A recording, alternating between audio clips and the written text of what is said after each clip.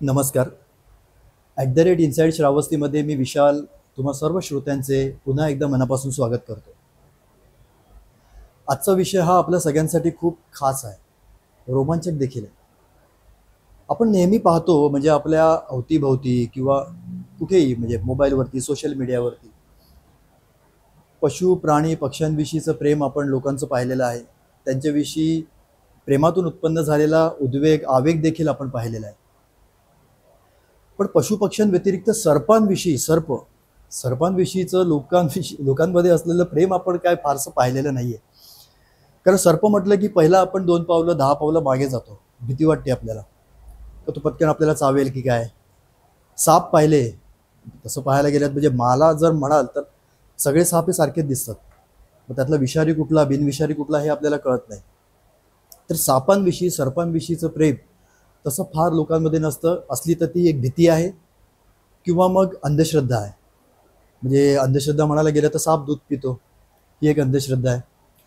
आणि एक भीती आहे की तो पटकन आपल्याला चावेल की काय.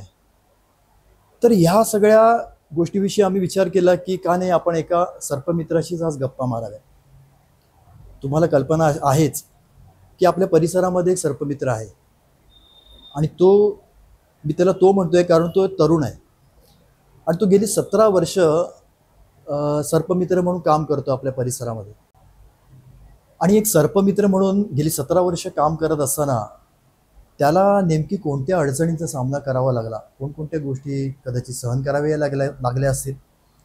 तर ह्या सगळ्या गोष्टी आज आपल्याला त्याच्याकडून जाणून घ्यायचं आहे. त्याच्याशी आज आपल्याला ह्या विषयावरती मनमोकळ्या अशा गप्पा मारायच्या. कारण हे काम काही सोपं काम नाही आहे. सर्पमित्र म्हणून काम करत असताना त्याच्यामधून काही उत्पन्न मिळतं अशातलाही काही भाग नाही. तर ज्यामध्ये उत्पन्नही नाही आहे हे काम त्याला का करावं असं वाटतंय, आणि भविष्यामध्ये ह्या कामाच्या माध्यमातून तो काय करू पाहतोय भविष्यात, हे देखील आपल्याला जाणून घ्यायचं आहे. ह्या व्यतिरिक्त बरेचसे विषय हे आपले चर्चेच्या ओघामध्ये येतीलच. मी आपली उत्कंठा फार ताणून धरणार नाही, कारण त्याची ओळख मी तुम्हाला करून देण्याची खरं तर आवश्यकता नाही आहे. कारण त्याला जी लोक ओळखतात त्याला त्यांची ओळखीची आवश्यकता नाही. जी लोक त्यांना नाही ओळखत त्या ह्या पॉडकास्टच्या माध्यमातून निश्चित ओळखतील एवढी मला खात्री आहे. थोडासाही वेळ न घालवता आपण त्याचं स्वागत करूया. आज आपल्या पॉडकास्टमध्ये आलेला आहे सर्पमित्र प्रशांत मानकर उर्फ पिंट्या मानकर. पिंट्या, नमस्कार. नमस्कार. सर्वप्रथम तुझं स्वागत आपल्या इनसाइड श्रावस्तीमध्ये. आम्हाला खूप आनंद वाटला की तू आज या आपल्या पॉडकास्टमध्ये आलास, तू वेळ दिलास, कारण तू बिझी असतो, खूप कामात असतो, तुला कधीही कुठल्याही वेळेला फोन येऊ शकतो एक सर्पमित्र म्हणून.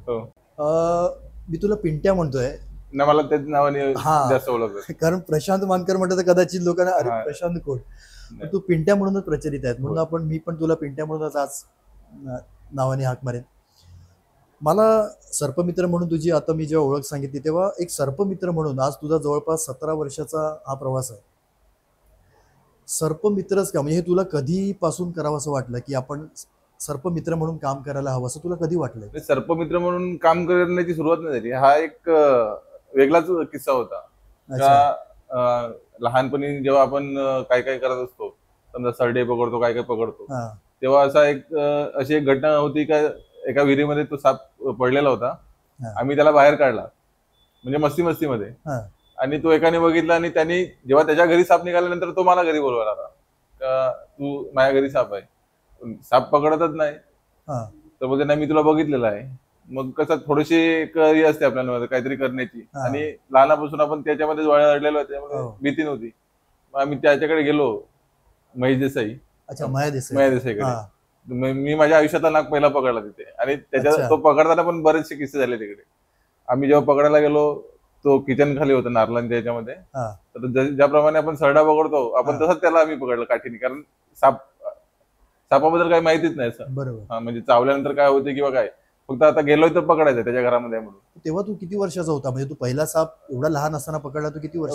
साधारण 2008 ते 2009 दरम्यान. तर तेव्हा जो पकडला, जसा करून आम्ही पकडला आणि एका गोणीमध्ये टाकला, आणि आता गोणीमधून न्यायचा बाहेर, ती गोणी होती फाटलेली, त्या गोणीमधून तो परत बाहेर निघाला, आणि मग त्याला जसा करून ना त्या काठीनी दाबून ना मग बरणीवर टाकला. आणि मग तेव्हापासून जी सुरुवात झाली साप पकडायची, मग ती कुठे थांबलीच नाही. अच्छा. सर्पमित्र म्हणून असं काय नाही. आणि त्या टायमाला कसं होतं, आम्हाला काहीच माहिती नाही सापाबद्दल. म्हणजे आता समजा एखादा आपण साप पकडला कुठेतरी, तर आपल्याकडे एखादा वडीलधारा माणूस आहे किंवा म्हातारा माणूस आहे, आपण त्याच्याकडे नेऊन ना तो दाखवायचा बरणीमध्ये, तर बाबा हे काय आहे, तर तो जे नाव सांगेल ते नाव आपण पुढे सरकवायचं. अच्छा, मग ते चुकीचं असेल हे माहिती नाही, बघायचं. पण ते आता ऍक्च्युली तू शेतकरी म्हणूनच आहेस. मग हे तिथपासूनच आलंय सगळं कसं काय? त्याच्यावरच आहे. म्हणजे भीती नाही आपल्याला कोणत्या गोष्टीची. एखादी गोष्ट असली तर आपण ती प्रत्येक वेळेस करतच आलेलो आहे. आणि मग काय झालं, जेव्हा साप पकडायचो त्याच्यानंतर ना प्रसाद मलेकर माझ्या बाजूलाच राहतो, म्हणजे माझा लहानपणीचा मित्र. तो वर्तकमध्ये लायब्ररीमध्ये कुठेतरी हे होता. मग त्यांनी मला त्या टायमाला एक पुस्तक आणून दिलं, साप, नीलम कुमार खैरेंचं. अच्छा, ह्या पुस्तकामध्ये ना सापांबद्दल कलर फोटो सहित आणि त्यांची पूर्ण माहिती, म्हणजे आपल्या महाराष्ट्रामध्ये जेवढे साप सापडतात ना त्यांचे हे होतं. आणि ते पुस्तक आम्हाला जाम टर्निंग पॉईंट ठरलं.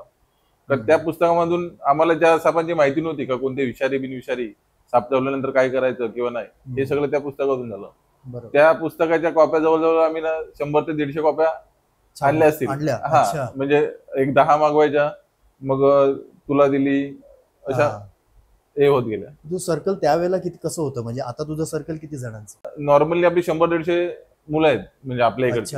लहानापासून सर्व मोठी, म्हणजे त्यांचे वडील पण आमच्या वडील असतात आणि मुलं पण आमच्या वडील, असे पण आहेत आमच्या ग्रुपमध्ये. असं बरंचसे आहे. तू एकदम जेव्हा सुरुवात केली तेव्हा खेळामध्ये सगळी सुरुवात झाली त्यावेळेला तुझी? आणि त्यावेळी फक्त मोजकी मुलं होती, 3-4 जण. हेमंत वरटे करून आता तो अंधेरीला असतो, निलेश राजेड आहे जो आता ट्रॅक्टरवर आपल्या ड्रायव्हर आहे, तो आहे. अशी म्हणजे मोजकी मुलं होती तेव्हा पण. कधी जोडीला असायची, म्हणजे साप जर कुठे निघाला, मी नसला तर तो जाऊ शकतो अशी. आणि त्यावेळी आम्ही प्रत्येकाच्या घरी असं विचारलेलं होतं, तुमचा मुलगा साप पकडला येतो तर तुमची काय हरकत असेल तर आताच सांगा. असं म्हणजे नाही, तो प्रश्न आहेच, कारण आता तू देखील जेव्हा पहिल्यांदा साप पकडला तेव्हा तुझ्या घरच्यांची काय प्रतिक्रिया होती? नाही, घरच्यांची अशी काय नाही, बाबा सापाला हात लावू नको, नाहीतर आपली पोरं गेली सापाजवळ, तो सापापासून लांब बाबा चावेल वगैरे, आधीच आपण त्याला घाबरवतो. घरी जर कोण तुझ्या घरून झालं की नाही? घरी जर माझ्या घरी कोण बोलवायला आला तर आई ओरडून पाठवून द्यायची त्यांना, कारण तो येणार नाही पकडायला. अच्छा, आई शेवटी आईला ती भीती असते ना का. नंतर मग कसं आहे, नंतर ना त्यावेळेला जो तो साप मारायचा, म्हणजे कुणी, आम्ही पण मारलेले. जेव्हा आपण पकडायचो ना तेव्हा आम्ही पण मारले. आमच्या इथे कोणाकडे निघाला तर आम्हाला पण सांगायचे का, अरे साप निघालाय का. मग आपल्याकडे बेचकी असायची जुनी, बेचकीनी मारा, कसं करा, किंवा ते बरच्या बिरच्या असायचे, आम्ही पण हे केलं. पण कुठेतरी ते आपल्याला एक नॉलेज आलं का बा, ह्याला मारण्यापेक्षा वाचवण्यात खरा आनंद. आणि मग तेव्हापासून ती सुरुवात झाली का येत नाही असं. मग कोणाच्या घरात आला का मग पकडायचा, सोडायचा, हे गेलं. ती जनजागृती पण खूप महत्वाची आहे की साप हा आपला खरं तर दुश्मन नाहीये, तो एक निसर्गाचाच एक भाग आहे, त्यामुळे त्याला देखील वाचवणे आपलं कर्तव्यच आहे. ते काम तुम्ही करतायत इतकी वर्ष. दुसरं म्हणजे एक सर्पमित्र म्हणून, म्हणजे तू कसं आता पिंट्या म्हणून तुला ओळखतातच, पण सर्पमित्र पिंट्या आहे हे कसं सुरू झालं? हा अचानक तर झालं नाही. ह्याची सुरुवात तशी सांगायला गेली तर नवीन पाटीलची कृपा, कारण त्यावेळी पत्रकार नवीन जणांनी त्यावेळी माझी आम्हाला ना त्यांच्याकडे बकुल काकाकडे, म्हणजे मी पकडलेल्या सापांमध्ये पहिल्यांदा मी एका दिवशी 2 अजगर पकडलेले. एक पकडलेला आपला सरुपाड्याच्या इथे जालीमध्ये अडकलेला होता, सतीश शिवगण यांच्या घराच्या मागे. आणि दुसरा पकडला त्याच दिवशी रात्री बकुल काकांच्या घरी. अच्छा, त्यांच्या गेट मधून उतरून ना तो त्यांचं ते गटार होतं ना त्याच्यामध्ये गेला. ते 2 अजगर मी पकडले. आणि ते अजगर बघण्यासाठी तेव्हा मी इथे कामाला होतो अभिजित पाटकरकडे, ते ॲक्रेलिक फोटोच्या ह्याच्यामध्ये, तिथे. मग तेव्हा आम्ही ते तिकडे ठेवलेलं, आणि अख्खा सपालाच येऊन बघून गेला ते साप अजगर. कारण ज्यांनी अजगर जे बघितलेले ते मारलेलेच बघितलेले, कोणाकडे जिवंत अजगर कोणीच बघितलेलं नव्हतं. आणि त्यावेळी कसे आम्ही ते पिंजऱ्यामध्ये ठेवलेलं, म्हणजे लहान मुलं, म्हातारी माणसं किंवा जो तो येऊन ना ते बघून जायचे का बाबा अजगर आहे असं. मग तेव्हा नवीन जणांनी माझी बातमी हे केलेली का सर्पमित्र म्हणून. मग तेव्हापासून ते सर्पमित्राचा एक म्हणजे याच्या अगोदर पण सर्पमित्र होते, पण आपल्या भागामध्ये पहिल्यांदा असा कोणतरी होता का जो साप वगैरे पकडतो. त्याच्यावरनं मग ते एक नाव पडलं का बाबा सर्पमित्र. मला दुसरा एक ह्याला जोडून एक प्रश्न असा आहे की साप पकडणं म्हणजे कसं आहे, एक कायद्याच्या दृष्टिकोनातून जर पाहिलं तर आपण बऱ्याच ठिकाणी अशा गोष्टी ऐकलेल्या आहेत की साप पकडून, सापाच्या विषाला खरं तर खूप मागणी आहे, बरोबर, वैद्यकीय क्षेत्रामध्ये जास्त मागणी आहे. तर ह्या गोष्टीची कधी भीती वाटली नाही की आपल्यावरती असा काही आरोप होऊ शकतो, किंवा आपण ते गोष्ट करत नाही, आपण त्या गोष्टी प्रामाणिकपणे करतोय, पण सापाचं विष काढून मग ते विकलं जातं किंवा काही, ह्या गोष्टीचं कधी दडपण किंवा भीती किंवा असं काही वाटत? असे फोन यायचे आम्हाला अच्छा हा, का सापाचं विष भेटेल का, तो मांडूल साप भेटेल का. अच्छा. हा, त्या फोन यायचे, पण आपल्याला ते कधी करायचं नव्हतं किंवा आपण ते केलंही नाही आधी. बरेच वेळा असे फोन यायचे. नंतर ते एक मध्ये ट्रेन आलेला तो ह्याचा मांडूलचा, ज्याच्यावर ते गुप्तधनाचे पैसे पडतात. बरोबर. पण तो साप आपल्या भागात सापडतच नाही, पहिली गोष्ट म्हणजे. आपल्या इथे जो सापडतो तो दुसरा, आणि ज्याच्यावर जे त्या कामासाठी ज्यांना लागायचा तो आपल्या साईडला नाही सापडत. तो एक तर राजस्थान किंवा हे साईडला गोवा वगैरे असं भागात आहे. म्हणजे आपल्या भागामध्ये असे तुझ्या माहिती असे कुठल्या प्रकारचे साप जास्त आढळतात? आपल्या इथे दामन, नाग हे जास्त करून आहेत, आणि रसल वायपर म्हणजे आपण ज्याला गावठी भाषेमध्ये कांबळ्या बोलतात. कांबळ्या, फोडसं आहे, रसल सॉफ्टस्किल वायपर, हेच आहेत. हो. हे नॉर्मली दिसतात, हो. चार विषारी साप हे आपल्याकडे आहेतच. हो. तर सापाचा विषय जेव्हा येतो तेव्हा एक सर्वसामान्य माणूस आमच्यासारखा, की ज्याला सापाविषयी फार माहिती नाहीये, म्हणजे कुठलाही साप पाहिला की तो विषारीच, घाबरतोच ना, हा चावणारच. तर साप असा आपण जनरली पाहिल्यानंतर विषारी कुठला आणि बिनविषारी कुठला हे ओळखता येतं का? तसं नॉर्मली तसं म्हणजे नवीन माणसाला तर नाही ओळखता येणार ते. ज्यांनी कधी त्याबद्दल माहिती घेतली असेल ना, तो माणूस ओळखू शकतो. कारण प्रत्येक सापाची एक विशिष्ट रचना आहे. म्हणजे समजा सॉफ्टस्किल वायपर आहे ना, जे फोडसं, ह्याच्या जवळ जर आपला कधी त्याचा संपर्क झाला तर ते अगोदर चावण्या अगोदर ना, ते त्याची एक विशिष्ट पद्धत आहे. ते त्याची खवलं अशी एकमेकावर घसते. म्हणजे आपण ज्याप्रमाणे करवतीने कापतो ना, तसा आवाज येतो. खर खर खर, म्हणजे लहान कमी याच्यात आवाज येतो, पण तो तसा आवाज येतो. आणि त्याची साईज काही जास्त नसते. फोडसं नंतर त्याची साईज जास्त नसते, म्हणजे 2.5 ते 3 फुटापर्यंत होते ते. पण ते विषारी म्हणजे एकदम. आणि जो कांबळा आहे हा तर लगेच जाणून येतो. तो एकदम शिटी सारखा हे करतो, कुकरच्या शिटी सारखा प्रेशर मध्ये. अच्छा. हा, आवाज करतो. हा आवाज करतो. आणि नाग जर झाला तर नाग सरळपणा करतो. फक्त त्याच्यामधलं एकच सर्वात विषारी जो मण्यार आहे, ह्याचं तुम्हाला काहीच समजत नाही.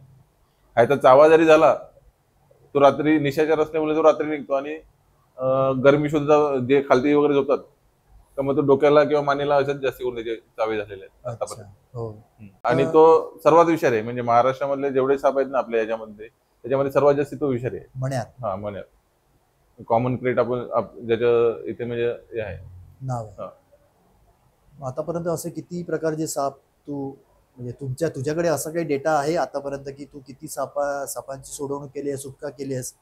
डेटा तर असा नाही मिळत. आता एक मागे एक 5-6 वर्षापूर्वी ना, बरेच पहिली महाराष्ट्रामधली अशी केस झाली सर्पमित्रांवर, का जे स्टंट करायचे, दोघांवर केस झाली ती. तेव्हा त्याच्यानंतर ना मग बरेच हे झालं. जे नवखे वगैरे होते ना, आता समजा मी करतो तर मला बघून कोणीही सांगेल तर पिंट्या करतो तर मी काय नाही करू शकत. पण मी काय करतो हे मला माहिती, किंवा मी करताना मी काय केलेलं आहे. काही जण त्या सापांची तोंड शिवायचे, फेविक्विक लावायचे, आणि नंतर हे करतात. पण हे प्रत्येकाला माहिती नाही ना, तो करतो म्हणून. आणि अशा ह्याच्यामध्ये ओव्हर कॉन्फिडन्स मध्ये बरेचसे सर्पमित्र हे झाले, का मी साप पकडतो पण मला काहीच नाही होऊ शकत किंवा काही नाही. जसं विंचूचं आपण सांगितलं, का विंचू पाण्यामध्ये पडल्यानंतर आपण जर त्याला बाहेर काढण्याचा प्रयत्न केला तर त्याचा गुणधर्म आहे तो चावणारच. त्याला ते माहिती नाही का बाबा हे काय, त्याच्यामुळे तो साप आहे, त्याला काय तेवढी हे नाही बोलत. आपण भले त्याचा जीव वाचवण्याचा प्रयत्न करतो, पण त्याला जर भीती वाटली तर तो त्याचं रक्षण करणारच आहे. म्हणजे त्याचा गुणधर्म तो दाखवणारच आहे आपल्याला. बरं, मगाशी संघटनेचा विषय झाला. तुम्ही आता ही सर्पमित्री संघटना आहे, जवळपास 100 जण तुम्ही या संघटनेमध्ये आहात, बरोबर ना? संघटनेचं तुम्ही आता रजिस्ट्रेशन झालं. पुढची दिशा काय आहे म्हणजे तुमच्या या संघटनेची, एक सर्पमित्र म्हणून? सर्पमित्र म्हणून आमची आता जी सर्पमित्र म्हणून जी सुरुवात झाली, या सर्पमित्रामध्ये जेव्हा आम्ही सुरुवात झाली ना, तेव्हा मला काही मुलं अशी जोडत गेली त्याच्यामध्ये. म्हणजे प्रत्येक याच्यामधलं असं आहे. आणि मग आपल्या इथे काही ना काही अशा घटना होत असतात, तर मग तिकडे आम्ही मदत करायला जायचो, म्हणजे प्रत्येक वेळेला. मग त्याच्यामध्ये ना तशी टीम तयार होत गेली. असं समजा एक माणूस जोडत गेला, प्रत्येकाचा एक माणूस जोडत गेला. आणि चांगलं काम असलं तर प्रत्येक जण आपल्याशी जोडतो, ही गोष्ट खरी. त्याच्यासाठी हे नाही असं का बाबा ज्याला वाटते का बाबा चल या ग्रुप जोडीला राहून आपण काहीतरी चांगलं करू शकतो, किंवा आपलं नाव होते, आपण काहीतरी करण्याची इच्छा असते, पण कुठे त्यांना हे नाही, मग ते जोडत गेले. आणि असं करता करता म्हणजे आता सर्पमित्र बाजूला राहिला, म्हणजे सापाचा आम्ही काहीच नाही करत, पण आता बाकीच्या गोष्टी आम्ही जास्त हे करतो. साप तर नॉर्मल रोजचेच असतात साप पकडायचे. त्या पण विषयावर मला यायचं, पण त्याच्या आधी सर्पाचा विषय आहे म्हणून मी तुला विचारतो की आता हे सर्पांची सुटका करत असताना अशा काही गोष्टी तुझ्या समोर आल्या असतील. कारण आता बघ, सर्प म्हटलं तर त्याच्याविषयी लोकांमध्ये भीती तर एक असतेच. दुसरी गोष्ट आहे की अंधश्रद्धा पण आहे. अंधश्रद्धेचे बळी पण साप बरेचसे पडलेले आहेत. मगाशी तू आता म्हटलं की तोंड शिवलेलं आहे सापाचं, अशा काही गोष्टी. तर तुला अशा काही गोष्टी आढळून आल्या का? साप दूध पितो हे पण एक अंधश्रद्धेच नाही एक, तर हे पण खरं आहे का? नाही तर या अंधश्रद्धेशी जोडलेल्या तुझ्या या कारकिर्दीत काही गोष्टी समोर आल्या का? मागे आम्ही एक साप पकडलेला होता, म्हणजे ट्रेन मध्ये सापडलेला. जे बुवा वगैरे घेऊन यायचे ना, हा. पण तो अ, जो आपल्या इथे सापडत नाही, म्हणजे पूर्ण ब्लॅक कोबरा होता तो. Black cobra. हा पूर्ण. आणि आपल्याकडे जे सापडतात ना, त्याच्या मागे असं ते मोडी लिपीमध्ये आकडे असतात. बरोबर. म्हणजे तो त्याला मोडी आपण 10 आकडे हा म्हणतो. 10 आकडे सांगतो. हा. पण त्याच्यामध्ये पण काही कसे त्यांचे पॅटर्न आहेत. जसा एरिया असेल ना, म्हणजे आता केलवाचा एक परिसर आहे, खालटण, त्या हिशोबाने त्यांच्या मार्किंग अलग अलग असतात. अच्छा, काही असं पण असतं का? त्या सापांच्या ज्या मोडी लिपी आहे ना त्याची मागे 10चा आकडा पण ज्याला सांगतो, त्याच्यामध्ये काही फरक असतात. अच्छा. हा, तसे असते. पण तो जेव्हा नाग सापडलेला ना, तर त्या सापाला आम्ही जेव्हा इथे चेक केलं, तर त्याचे विषाचे जात आहेत ना ते परत आलेले. पण त्याच्या ज्या विषाच्या पिशव्या आहेत ना, त्या गरम करून ना त्यांनी फाळलेल्या, म्हणजे बापरे. किंवा सुई वगैरे किंवा असं हे करून ना, तर त्या रिकवर नाही होत. दात पाडले ते दात परत येतात. अच्छा, दात हा परत येतात. हा.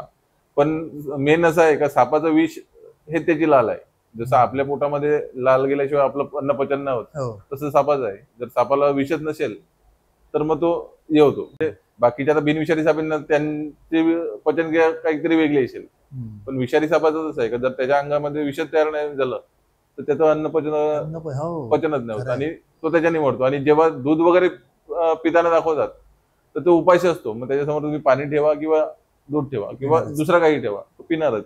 हो. आणि लोकांना ते वाटते का साप हे करतो. हम्म. सापाचं मूल अन्न काय आहे? उंदीर, बेडक्या, हो. पक्षी हेच. हो. आणि आता जर आपल्या घराच्या आसपास बघितलं तर कोंबडीची अंडी किंवा हा. कोंबडीची पिल्लं, त्याच्यामुळे हे होते. अनेक अशा घटना घडल्या असतील सर्पदंशाच्या. हा. अशा कुठल्या तू सांगू शकेल की नाही? सर्पदंशाच्या घटना म्हणजे आम्ही आपल्या इथे फार वर्षापूर्वी एका लहान मुलाला साप चावलेला मालकरी पाड्यामध्ये. हो. त्यांच्या घरामध्ये तो साप नेहमी दिसायचा त्यांना. अच्छा. पण त्यांच्या मनामध्ये पण ती घरामध्येच पूर्ण अंधश्रद्धा होती का देवाचा साप आहे. हम्म. साप वरती वगैरे कुठे दिसायचं त्यांना, नारळ वगैरे फोडायचे. अच्छा. त्यावेळी आम्ही साप पकडायचो, म्हणजे प्रचलितच होतं, सर्वांना माहिती होतं का हे आहे. पण त्यांनी कधी आपल्याला सांगितलं नाही किंवा आमच्या घरामध्ये साप आहे असं. पण त्यांची ती समज होती का बाबा देवाचा साप आहे. आणि एक दिवस त्यांच्याच मुलाला चावला. सर्पदंश झाला तिथे. बाप. म्हणजे साधं घर होतं, लहान टेबल होता, त्याच्यावर शेगडी आणि खालती टाकी. मुलगा शाळेत आला तर काहीतरी त्यावेळी तो 5वी 6वीला होता मुलगा. तो शाळेत आल्यानंतर जेवण घ्यायला गेला आणि तोच नाग कुठेतरी निघाला असेल त्या उंदराच्या ह्याच्यामध्ये, हा. आणि दोघांचा संपर्क झाला. त्यांनी पायाला 3 का 4 वेळेला त्याच्या दंश केला. त्या मुलांनी घरी बाहेर जाऊन ना कॉइन बॉक्सवरून फोन केला बाबांना का मला काहीतरी चावलंय. त्या बाबांनी पण त्याला उचलला आणि कुठेतरी एखाद्या भगत वगैरे असं काहीतरी तेव्हा होतं, कुठेतरी तो घेऊन जात होता त्याला. हम्म. पण तेव्हा जास्ती झाला आणि मग सरकारी मध्ये निघाल्यानंतर तो ऑफ झाला पोरगा. काय म्हणतो? हा, तो पोरगा वारला. बापरे. पोरगा वारल्यानंतर जेव्हा प्रेत घरी नेलं सर्व येऊन येते, मग तिकडे जमलेले होते काही आमच्या जोडीचे पण होते, म्हणजे तो बाबा जोडीला त्याच्या कामाला वगैरे जात असतील असे. तर बोलते आता बरीचशी लोक जमल्यात आणि जर परत साप निघाला तर करायचं काय. तर बोलते एकदा प्रेत आणायच्या आधी आपण एकदा शोधू. मग ते बरंचसं शोधले इकडे तिकडे, घराच्या मागे थोडस हे होती दगडे वगैरे, त्याच्यामध्ये ते काढताना तो दिसला बिलामध्ये. मग ते थोडंसं खोदून वगैरे मग तो नाग काढला आम्ही. जेव्हा नाग काढला बरणीमध्ये टाकल्यानंतर घेऊन जाताना सर्व लोक हे करायला, नाही नाही याला आमच्या ताब्यात द्या, म्हणजे आम्ही याला आता मारू, याच्यामुळे आमचा मुलाचा जीव गेलाय. मग आम्ही तेव्हा तेच सांगितलं का जेव्हा साप घरामध्ये दिसत होता तेव्हा जर आम्हाला सांगितलं असतं का बाबा साप आहे, तर आज या मुलाचा जीव वाचला असता ना. खरंय. तुम्ही त्यावेळेला हे केलं नाही, तुम्ही देवाचा असं करून नारळ फोडले आणि हे केले, मुलाचा जीव घालवला. आता आम्ही पकडल्यानंतर आम्ही तुमच्याकडे देऊ नाही शकत, बरोबर. आम्ही तो दिलाच नाही त्यांच्याकडे. तुला असं वाटतं की अशा गोष्टीमध्ये जनजागृती पण गरजेची आहे? अंधश्रद्धेमुळे या सगळ्या गोष्टी हो ना, पण कसं आहे, आपण किती जनजागृती केली तर काही डोक्यामध्ये ते बसलेलंच असते असं कायम. कायमस्वरूपी, म्हणजे प्रत्येक जण त्याच्यामध्ये नाही होत.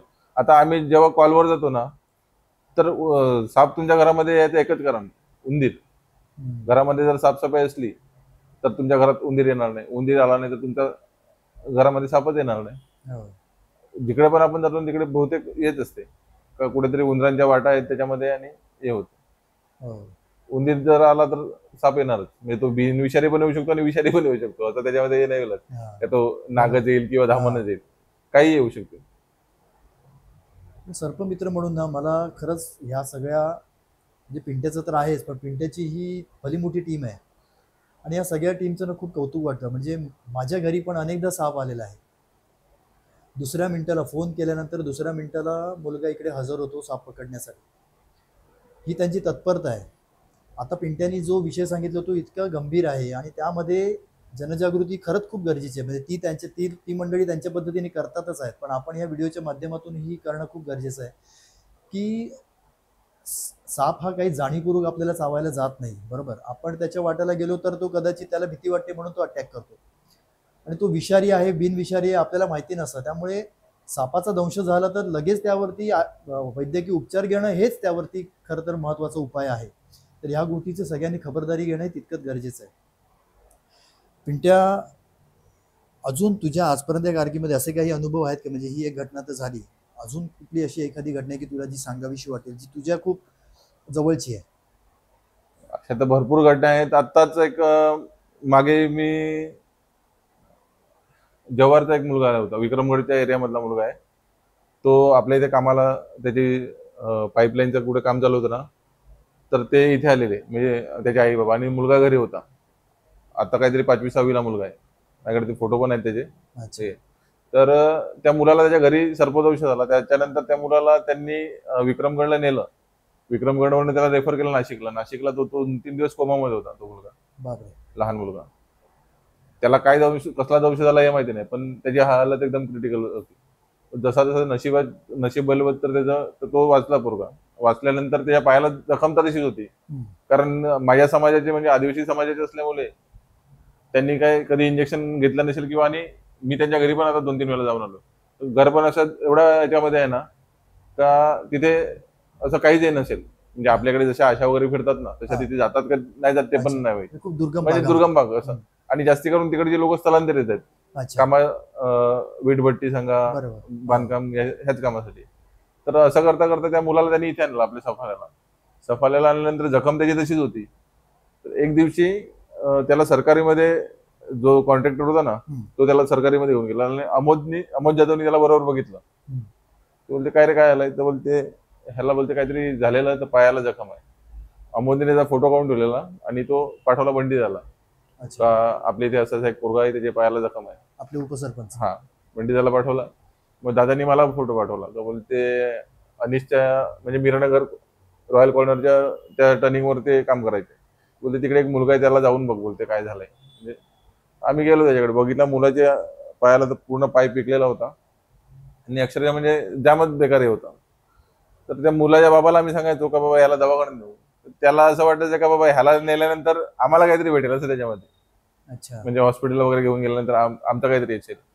तर तो ऐकायला तयार नाही. साधारण 2-3 दिवस गेले आमच्या त्याच्या मागे.